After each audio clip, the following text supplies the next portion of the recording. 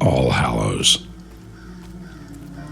Crows in the treetops, rats in the corn, snakes in the shadows of the cemetery lawn, bats in the belfry, flying to the right.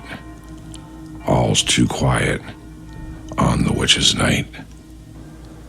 Blackbird, white stag, sitting on a hill, overlooking town in the air so still. Deep in the earth, neath a monkey puzzle tree, the worms are feasting as the clock strikes 3. Dark as the night sky, quiet as a tomb, until you hear footsteps right outside your room. In a quiet whisper, a voice does inquire, "What treats did you receive on this Hallows Eve, Squire?"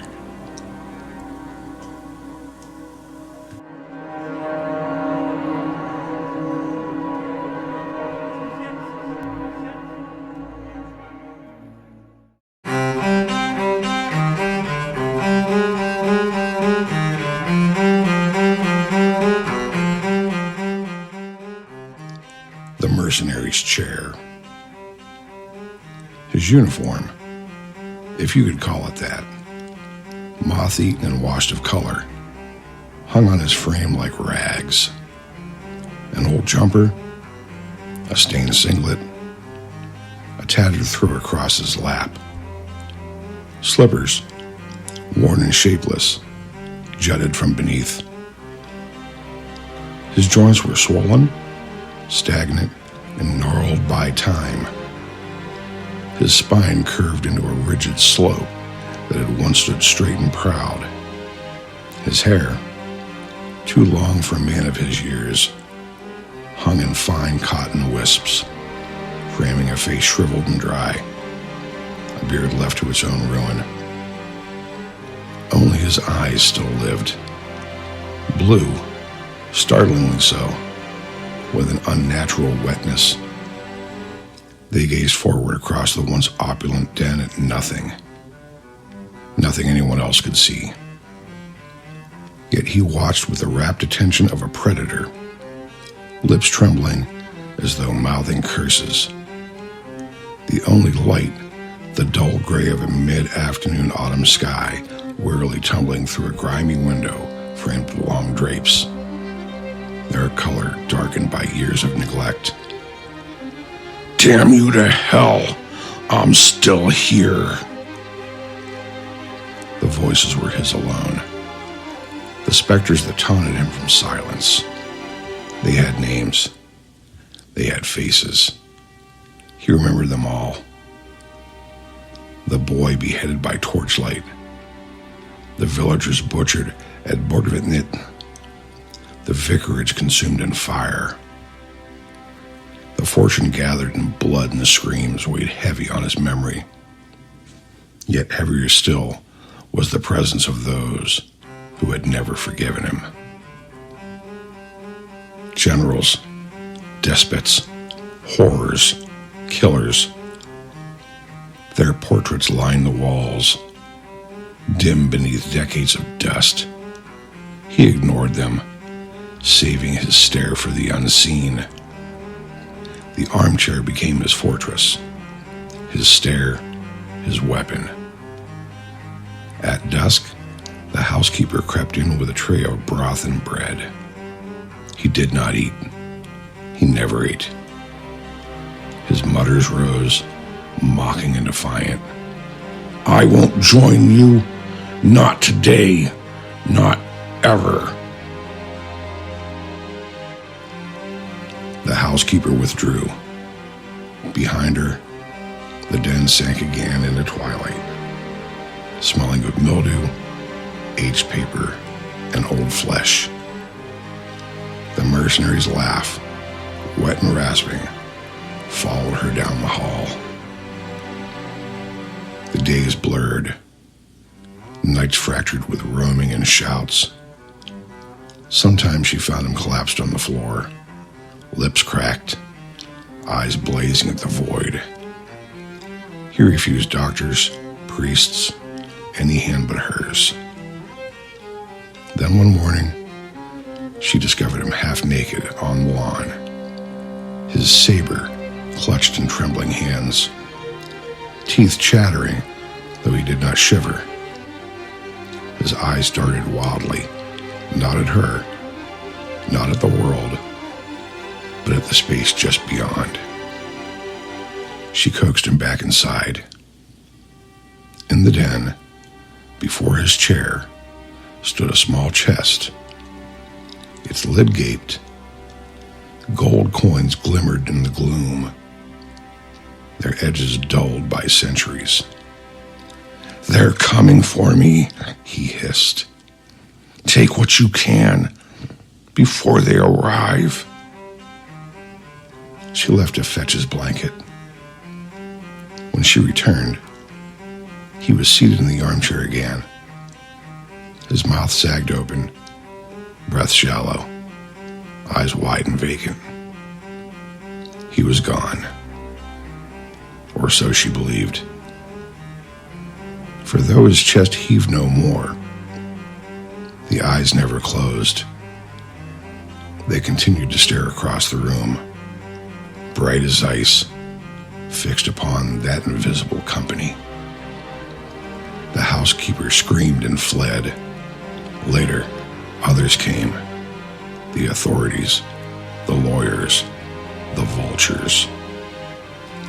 They sealed the house, divided the spoils, fought bitterly over the gold. But the chair remained. And sometimes, in the pale hours before dawn, neighbors swore they saw a figure through the grime-caked window, a withered form, slumped in shadow, its eyes burning, never blinking, staring, staring, staring.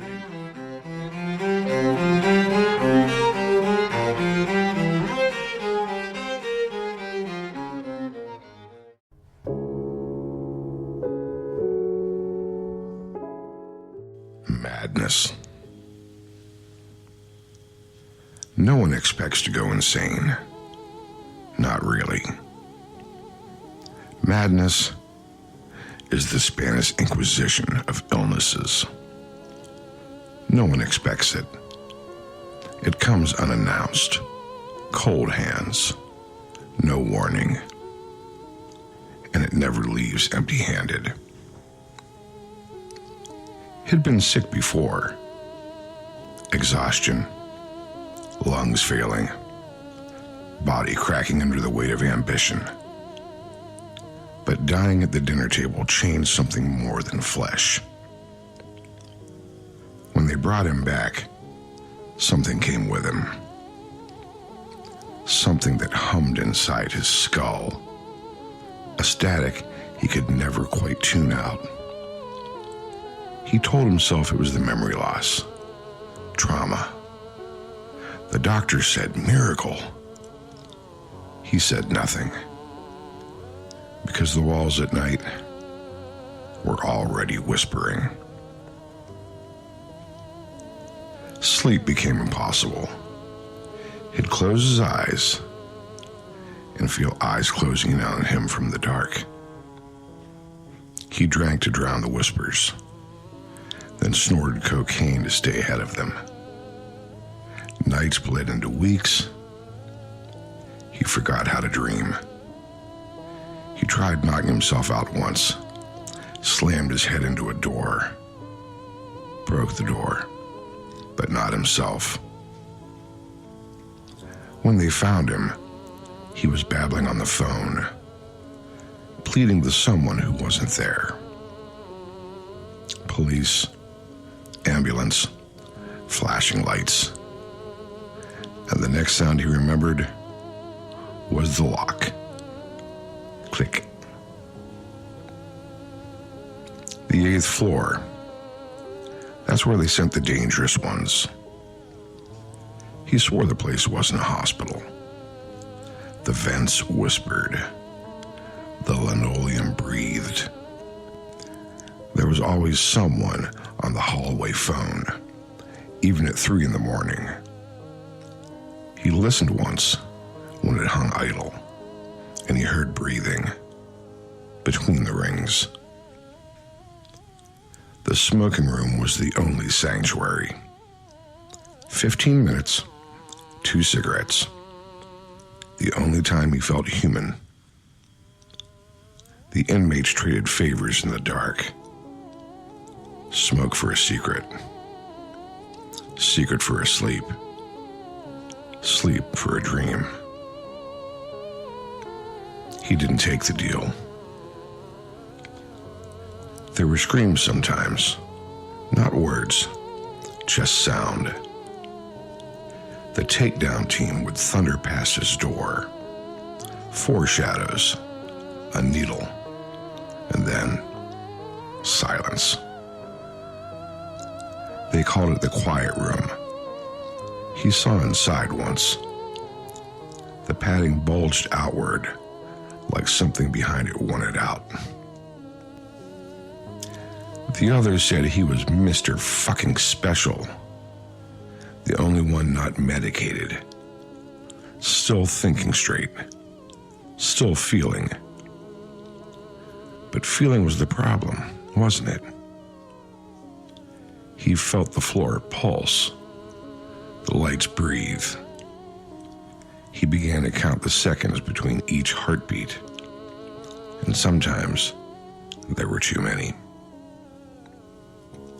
When the psychiatrist told him he'd be there 6 more weeks, he laughed.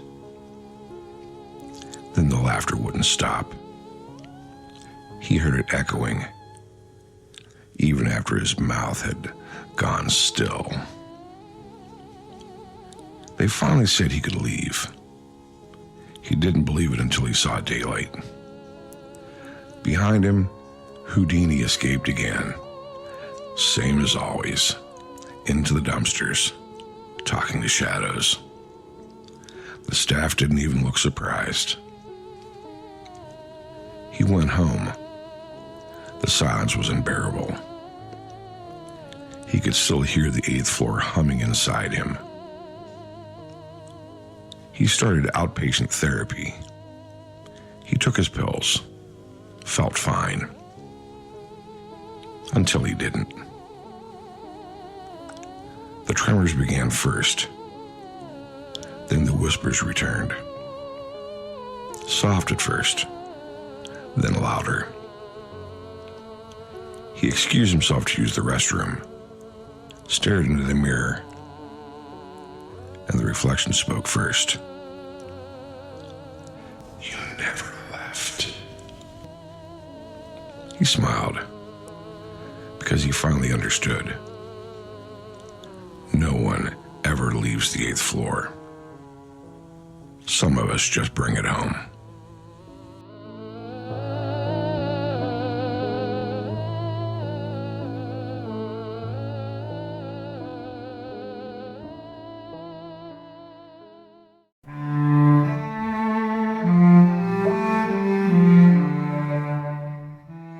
Becoming a ghost. The first stroke came at night. He wasn't awake when it struck, but the moment itself woke him. A silent thief sliding its hand into his brain. He lay in bed, staring at the TV's dim electronic haze. The world blurred and off-kilter. The morning routine was the same as always. Toilet, bath, teeth, hair. Only now, every act felt skewed, as though he were doing them in another man's body. His balance betrayed him. His words came out wrong, slurred, soaked in whiskey he hadn't drunk. Even the cats stared at him differently, their eyes bright green in the glow, unblinking. At the hospital, they named it stroke. A clot, not a bleed. Good news, they said. He didn't feel it. His left side hung useless, his voice a rasp. The stairs at home rising like cliffs. Bathing became a crawl. Dressing himself an ordeal. He bought a cane, then a heavier stick, its tip knocking against the floorboards like a metronome in an empty house. The world didn't wait. The company called. Strangers from departments he'd never heard of, buzzing like flies, asking if he was well enough. Insurance argued. Doctors rotated, their faces blurring. He joked he was on a first-name basis with the ER staff, but the punchline was rotten. The second stroke was all part of his sight. Half the world dimmed. The mirrors seemed to dull too, his reflection pale, thinned, less solid. Therapy ended. Insurance cut him loose. He kept at the exercises, his body stubbornly refusing to become whole. He learned a new language to keep his mind sharp, but words slipped away, dissolving on his tongue. By Christmas, his doctor said he still wasn't ready for work. His job decided otherwise. They never told him he was fired. He only discovered months later, like finding his own obituary in the paper. He tried again. Another job. Less money. Worse fit. The harassment stung more than before. His emotions now cracked porcelain, unable to take weight. He left. Then COVID. Then silence. The years unspooled. He walked again, without cane or stick, but slower, less steady. Memory faltered. Falls grew less frequent, but always possible. Stairs waiting like hunters. His wife worked. He stayed home. He shrank into his chair, the high arms cradling him like a coffin. Neighbors passed and forgot he was there. Calls stopped. The attorney vanished. Bills grew teeth. He ate little, slept less.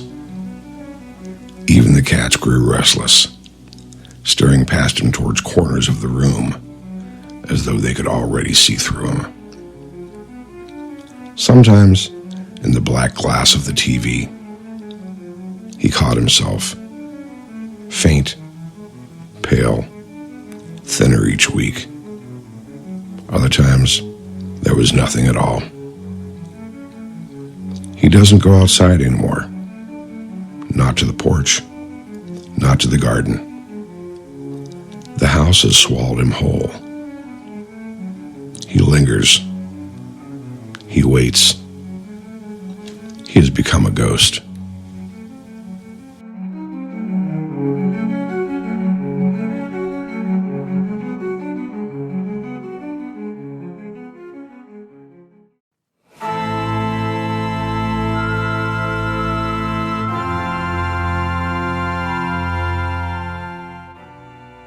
Barfly. Lawson Avenue was a mostly residential blue-collar neighborhood. Among the houses stood a small market, a couple of pizza shops, a laundromat, and a handful of small local neighborhood taverns. You might remember places like that. Dimly lit, paneled walls, a long dark wooden bar, a few booths and tables, maybe a pool table if you were lucky, and a jukebox filled with old songs. Perfect to keep the memories from becoming too distant. That's where I first saw her. Just another aging barfly. She was probably a beauty back in her day. and she was still a sweet young thing in her mind. But her varicose veins told another story. You could practically hear the bone crumbling when she swiveled her hips as she made her way to your seat at the bar. She called you hun or sugar as she tried to con you into buying her a drink. She hadn't willingly paid for one in 30 years. She'd tell you this could be your lucky night, provided you were blind or just plain desperate. She'd tell herself, in a voice you weren't supposed to hear, that she was going to get her life together tomorrow. One last night on the town, the same night in the same town, in the same bars she'd been haunting for a generation. She was a ghost who just didn't realize she was already dead. She probably couldn't remember what color her hair used to be. Somewhere under the layers of drugstore dye, it was just white. Her skin, it looked like a bad paint job on an old oak tree. Her voice, gravelly from a few Pall Malls too many, traveled on breath that gave away her diet of cheap gin and fried food. Her clothes may have been in style once, but even then, they were cheap knockoffs. She probably used to be the girl of somebody's dreams. Those dreams ended when she made a name for herself. Easy. She wasn't too worried. Someone better would come along and save her. She was still waiting. But closing time ticked ever closer. I hadn't thought about her in years. In my youth, she'd been the butt of many jokes. When my friends and I would see her, we'd chuckle and tell each other, "This could be your lucky night." Part of me always felt bad about those youthful quips. None of us really knew her or her story. I don't think anyone did, except maybe some of the old-timers, and they weren't talking. I'd left town 25 years ago, looking for a better job and better opportunities. Small towns rarely thrive. Ours sure didn't. The local mill was already closed by the time I left, and there was just no work.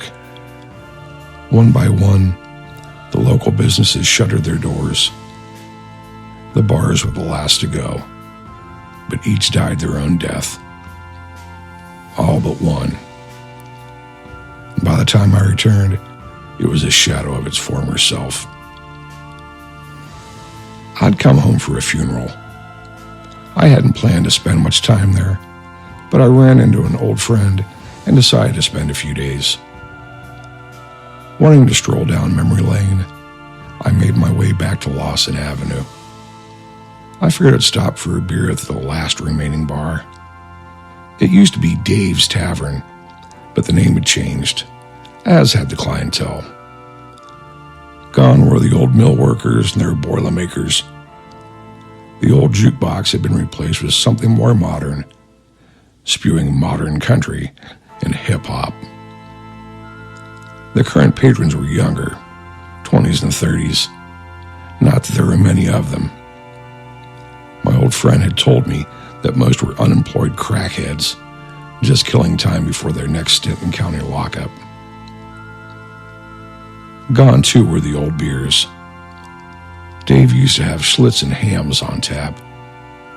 I didn't even recognize the new brands, so I just ordered a draft, whatever the bartender suggested. It was overpriced and tasted like someone had brewed it in their basement. As I was tipping back my glass, that's when I thought I saw her out of the corner of my eye. She hadn't changed at all. Same dated look, same dated outfit. How could it be that she was still alive? She'd have to be at least in her 80s by now. She just stood at the end of the bar, ignored by the room. Even the bartender didn't pay her any attention. Some things never change. If it was really her, she was probably still broke and trying to mooch drinks. If her M.O. was still the same, I doubt even the most fried crackhead would want her to make this his lucky night. I couldn't help but look. I was amazed that she was still alive, and more so, still haunting the bars. I motioned for the bartender to order another round. In a blink, she was gone. When I ordered my beer, I tried to joke with the bartender. I was going to spring for whatever the old gal's drinking, but it looks like she split. He just gave me a look like I was out of my mind. That wasn't really surprising. I was basically a stranger in my old hometown now. The barkeep was probably wondering why I'd want to buy a drink for an old barfly. Having nowhere else to go, I tried to engage him in conversation. Man, if that's the same lady, she used to come around back when I was a kid. That was over 20 years ago. His reaction wasn't what I expected. Dude, what are you talking about? Ain't no old lady here. He started eyeing my drink like maybe I'd had enough. I was about to reply, but he just walked away. Saw him go to the other end of the bar, talking to one of the regulars. They both kept looking at me like I was nuts. I finished my beer and decided to just walk back to the motel. The old town had really changed, and I wasn't finding its replacement too comfortable. The night was foggy. Being close to the river, this wasn't unusual this time of year. As I walked up the street, I was coming close to what used to be another old bar, the 8-Ball Lounge. And there she was, standing in front of the long closed door, looking lost. Maybe she was senile now or had Alzheimer's. I walked over to see if she needed any assistance. It was the least I could do, considering how mean we used to be to her. As I made my way through the fog, it seemed like it was just seeping through her. I called out to her. "Excuse me, ma'am." Nothing. I stepped close and called out to her again. "Ma'am." That's when she looked at me.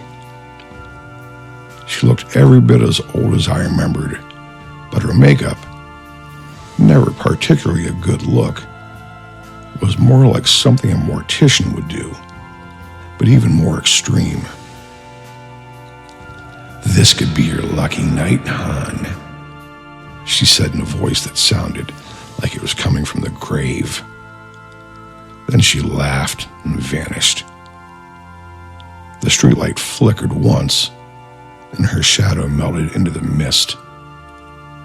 She became part of the fog. I'd be lying if I said this didn't shake me.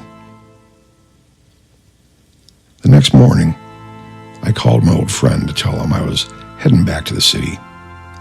We said all the usual things, keep in touch and such. Then I mentioned seeing the old barfly. He sounded puzzled. "You mean the old hag who used to come and bother everyone at Dave's? Man, she's been dead for years.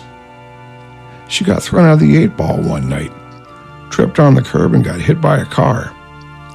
Geez, that was what, 25 years ago? Not long after you left." Then he joked, "Were you hoping it was your lucky night?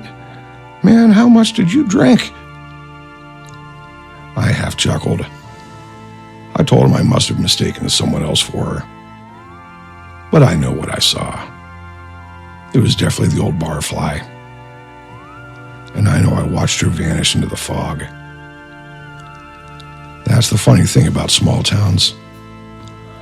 Even the ghosts don't know when it's time to leave.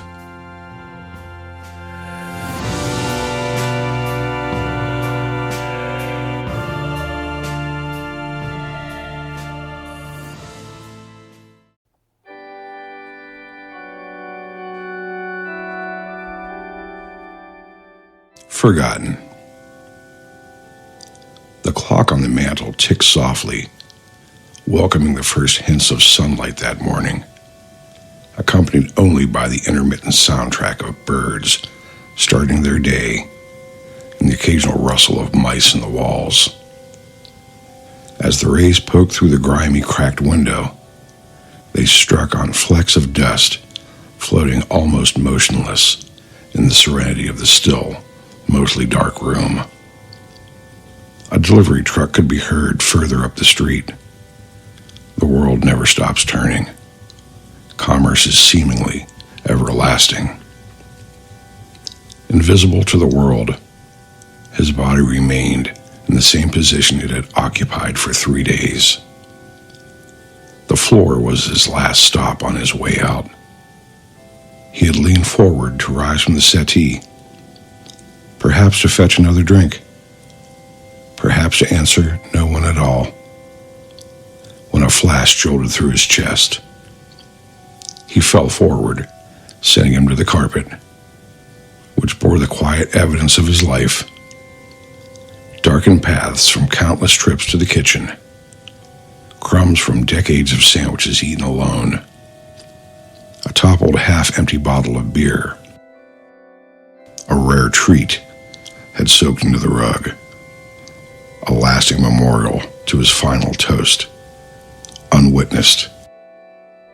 He'd spent his final night alone, watching the same old movies he had for 30 years.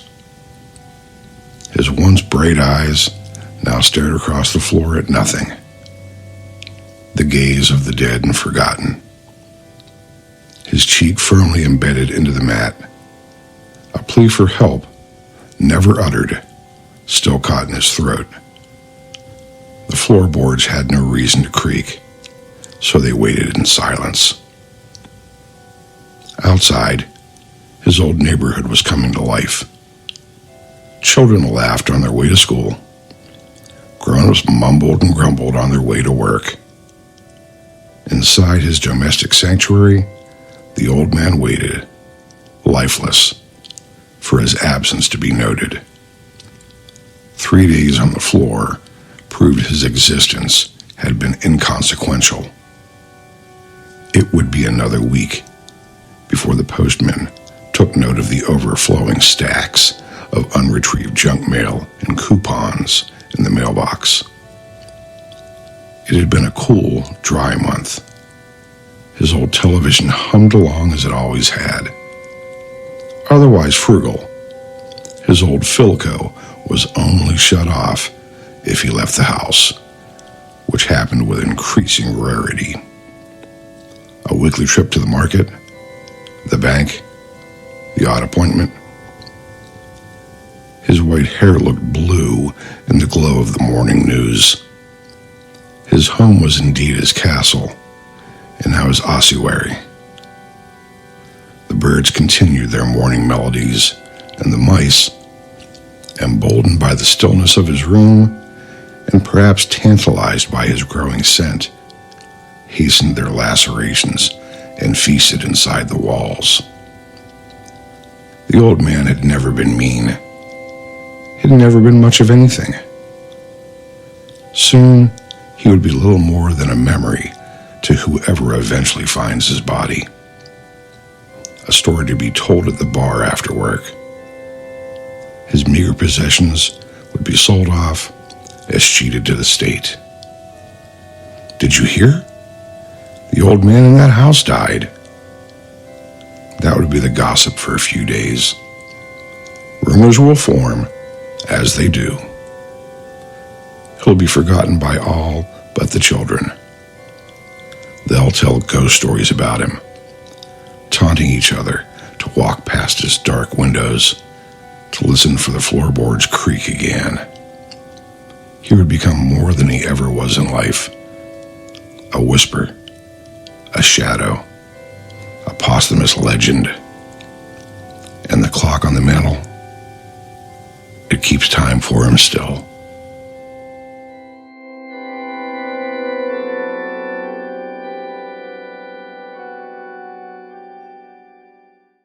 Peter, ghost story. There's a flower shop on Bridge Street, though few remember the building's history or its original name. Once, hand-painted letters read, Hotel. Now the sign and the old building are long gone, like the face of something too long buried. But that's where it happened. That's where Peter died, and where he still plays. No one remembers his surname, only that he was a child of sin, born in the roaring years when bootleg whiskey flowed like water and respectability came at a price.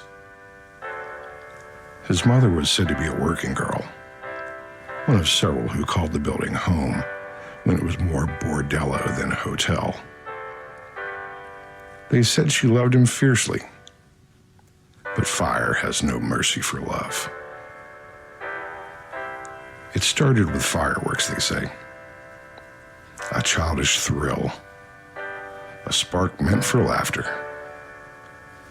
But the dry timbers of the attic burned fast and bright, and when the smoke cleared, only bones and scorched toys remained. When the flower shop opened decades later, its walls held the scent of soot and violets. The new owner, Sandy, was warned of the haunting, but laughed it off until she found the writing. Crayon marks, wobbly, innocent, scrawled across her desk overnight. Scribbles that spelled nothing, but spoke everything. Her partner, Ken, swore he hadn't touched it, but he looked uneasy when the lights began to flicker and the air turned colder than a December wind. In the basement stood a crib, old wood gone gray with age. Inside, a heap of plush toys, mute witnesses. At the bottom, a gingerbread man. Squeeze its foot, and it sang in a warped, cheerful voice. But the toy hadn't been touched in years. And still, at midnight, it sang. For a week, it sang. When Ken worked late, his tools vanished. Extension cords slithered loose from outlets. The register on the counter spat nonsense. Numbers that rearranged themselves into eights over and over again. Then came the carpenter. A handyman. A large man. Unshakable. Sent to mend the basement steps. He went down whistling. And he came up trembling. His eyes wide, as though he'd glimpsed something the dark had no right to hold. He never spoke of it, and he never came back. The dogs, they never barked. They'd just sit by the counter, staring into corners as though waiting for a command. The children who lived upstairs in the building out back spoke of a boy who liked their toys and who laughed when no one else did.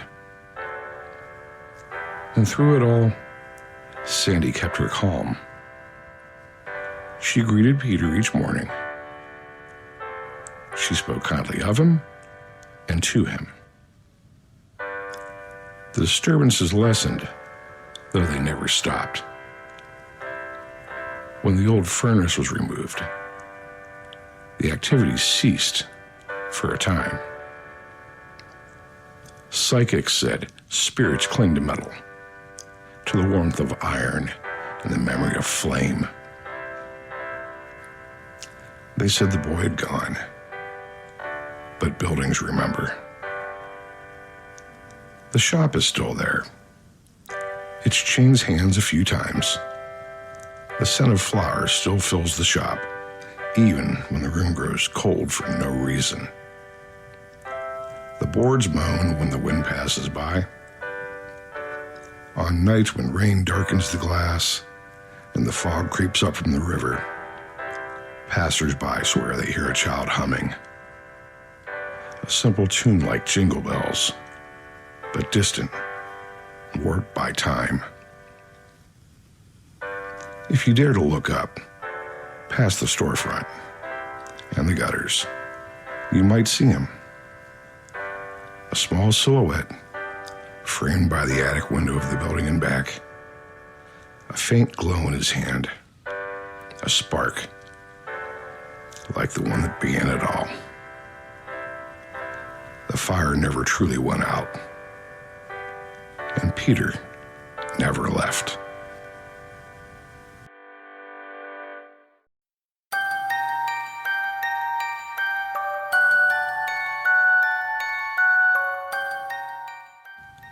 They say no one remembers where 1129 Ridge Avenue stood. Concrete has swallowed it. Girders and highway carved through the ground where it once loomed. But sometimes, when the wind rolls in off the Ohio River and the lights flicker along Route 65, people swear they hear the house again, breathing. It began with blood. Charles Wright Candelier, a man of profit and politics, built the house for his young wife Lida and their servant girl Essie. It was the winter of 1871 when the neighbors heard the first screams. First Lida's, then Charles, then something else entirely. By dawn, Charles was cold on the parlor floor, his throat carved open, and Essie's head was gone. For 20 years, the house stood empty, its windows dark, its curtains moving, though no wind touched them. The neighborhood children dared one another to run up the front steps, but no one ever reached the door. In 1892, the house came alive again. Railroad men, fresh from the yards, were offered cheap rooms. They lasted less than a month. They spoke of weeping in the walls, of women's sobs that would not stop, of footsteps pacing above them long after midnight. When they fled, the house slept again, waiting. Then came Dr. Adolf Brunrichter, a quiet man, secretive, pale, who moved in alone and barred the doors behind him. On August 12, 1901, the night split open with a scream. Neighbors saw a flash of red light shoot from the windows, as if the house itself were burning from within. When the authorities entered, they found the doctor's experiments. 5 shallow graves in the cellar, each with a headless form, and one body strapped to a bed upstairs, long gone to rot. The doctor had vanished. After that, the house's reputation hardened like a tombstone. No one stayed long. Gas men from Equitable tried to board there once. Immigrants, weary and poor, who thought the stories foolish. 2 were found dead before the week was out. One impaled through the chest with a splintered board, the other dangling from a rafter, his face frozen in terror. Even Thomas Edison came, they say, lantern in hand, mumbling about a device to speak with the dead. He left shaken and silent.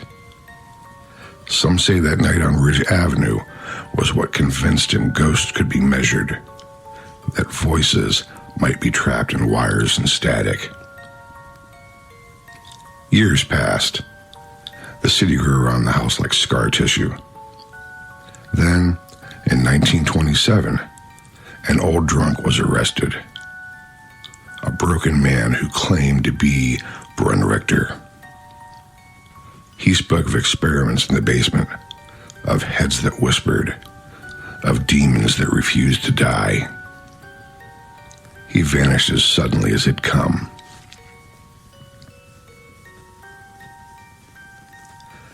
The morning of November 15th came cold and gray. In the shadow of the Equitable Gas Company's massive tank, the ground shuddered and then erupted. A fireball tore the sky, shattering windows clear to Mount Washington. Thousands were thrown from their beds. When the smoke cleared, every structure stood in ruin, but only one was gone without a trace: the house on Ridge Avenue. Some said the explosion was no accident, that the building had been cursed from the first drop of blood it drank. Others whispered it simply devoured itself, finally collapsing under the weight of its own sins. And yet, if you walk near the Carnegie Science Center late at night, where the highway hums and the river glows faintly beneath the bridges, the air still carries a strange chill. Some claim to see a woman in a torn white dress pacing the invisible front porch. Others hear a child crying for his headless mother. The earth remembers, even when the city forgets.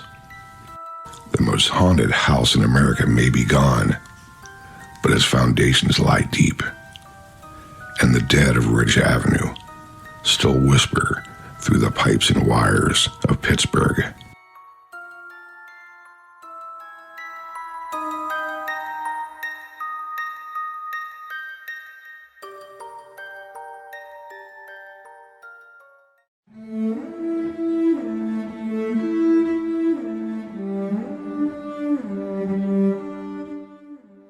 Desdemona. We never got to say goodbye. It has been months, yet time mocks me by insisting it is only days. The world grows darker with every dawn. The air in these rooms is stale, stagnant, like breath held too long. She has vanished, as sudden and final as a single cruel breath snuffing out a candle flame. I do not know if she is dead, if she is simply gone. The thought gnaws at me, and I gnaw back, chewing it raw until blood drips from the very edge of my mind. Did the years truly mean so little? Were they no more than a shadow's passing? A trivial mirage already forgotten? Every day I sit in silence. I wait for her footstep on the stair, her knock at the door, her whisper in the gloaming. But only silence comes. The silence, how loud it has grown. It rushes into my ears like an endless storm. It claws at my skull, rattling the hollow inside. The clock ticks, ticks, ticks. But time has stopped. The pendulum swings, yet it swings inside a forgotten tomb. Each beat, a nail driven into my heart. I have ceased to open the windows. The sun refuses to shine. The moon refuses to glow. Even their light would be a mockery. The heavens themselves conspire to abandon me. Shadows stretch longer and darker, and in their depths, I see movement, shapes that ought not be. Sometimes I think I hear her voice, a whisper in the corner, a sigh along the stairwell, a soft tapping behind the wall. When I turn, there is nothing, always nothing. And yet, sometimes I swear smell her scent, her perfume. I feel her fingers brush my cheek.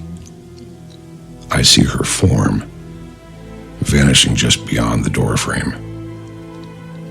Is it memory? Or mockery? Or worse, her spirit circling me in eternal refusal?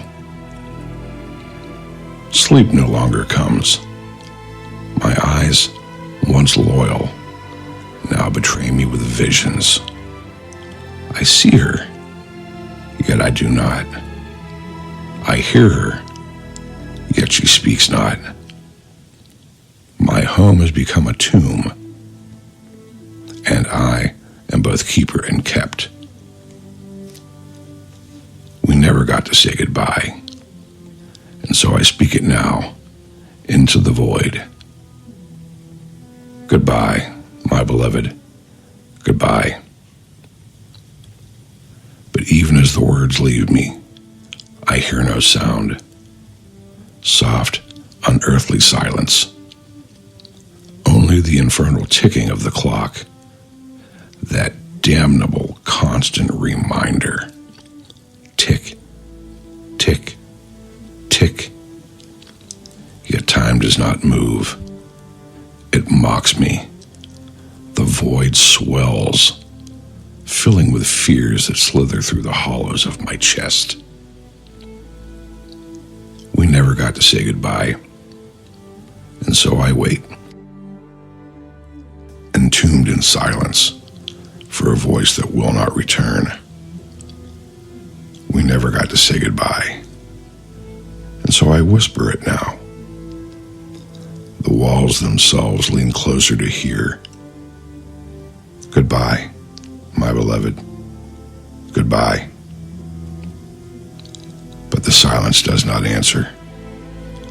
Only the ticking clock. Only the groan of the timbers. Yet, a soft knock, faint as a raindrop. 3 raps upon the door. I freeze. My breath turns to stone within my chest. My heart shudders against its cage. Again, tap, tap, tap. I rise, trembling. Step by step, I approach. My hand hovers over the latch, and then nothing. No sound, no shadow, no one. I laugh, loudly, madly, hideously. For now I know. She has never left me. She lingers in the silence, in my memory, in the very bones of this house. And so I sit again. I wait again. For the knock, for the whisper, for the kiss that will never return.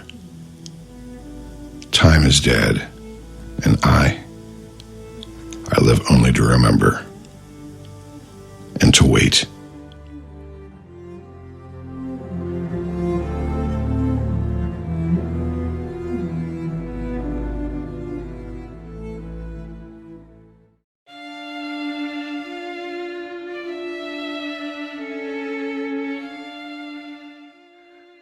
The darkness has learned my name. Slumber is my only respite, yet I dare not close my eyes. The phantoms and demons of my past wait in that darkness, patient, whispering. No rest awaits me there. When I begin to drift, they emerge like smoke, curling through the cracks of thought, feeding on what fragments remain. They mine for every nugget of pain they can drag to the surface. I feel their weight before I see them, the cold press of unseen hands, the echo of voices I can no longer name. Faces, too, blurred by time, yet still sharp enough to wound. Sounds, distant but familiar, claw their way through the silence. The air thickens with that old sweet scent I cannot forget. Something between iron and earth. Screams wake me before the ghosts can take shape. My heart pounds like it's trying to flee the cage of my ribs. For now, I sleep no more. Exhaustion is a lie. It offers no mercy. In the few moments I might find peace, I am dragged back by the sound of my own voice, screaming in the dark for deliverance that never comes. Morning arrives like an accusation. The light doesn't warm, it exposes. I approximate the motions of living, but everything feels borrowed, unreal. My hands tremble when I reach for a cup, though I cannot tell if it's from fatigue or fear. The faces around me blur and shift, and for a fleeting moment, I see them again in the crowd. Those same hollow eyes from the night before. The world hums softly, as if holding its breath. And I realize I no longer know which side of the dream I occupy. I am awake, yet still among the ghosts. By evening, the walls begin to breathe again.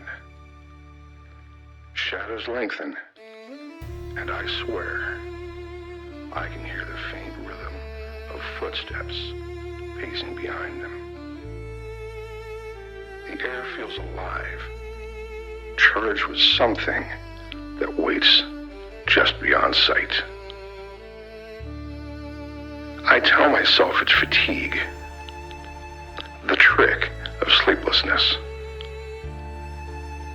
But the reflection in the window doesn't move when I do. Its lips part slowly, mouthing words I can't quite hear. I look away before they find sound.